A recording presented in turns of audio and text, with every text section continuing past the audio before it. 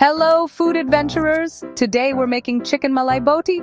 This Pakistani dish is super yummy. It's creamy, a little spicy, and oh so delicious. Malai means creamy, and boti means chunks of meat. So get ready for a flavor explosion. This recipe is perfect for parties or a fun family dinner. It's easy to make even if you're new to cooking. Let's get started. Section 2. What you need for a Malay adventure.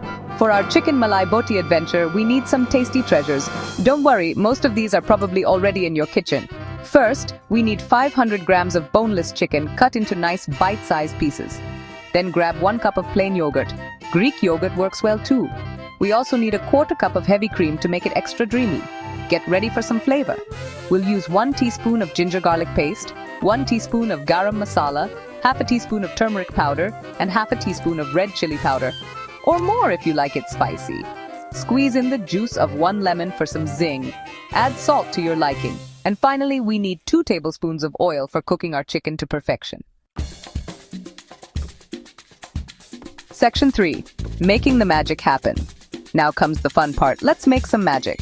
First, marinate like a pro. In a big bowl, mix together the yogurt, cream, ginger garlic paste, garam masala, turmeric powder, red chili powder, lemon juice, and salt. Add the chicken pieces and mix it all up. Make sure every piece gets a good coating of the marinade. Now cover the bowl and let it chill in the fridge for at least 2 hours, or even better, overnight. Next, it's skewer time. If you're using wooden skewers, soak them in water for about 30 minutes. This will stop them from burning on the grill or in the oven. Thread the marinated chicken onto the skewers. For cooking time, you can grill, bake, or pan-fry your chicken malai boti. If grilling, cook for about 10 to 12 minutes, turning occasionally, until the chicken is cooked through.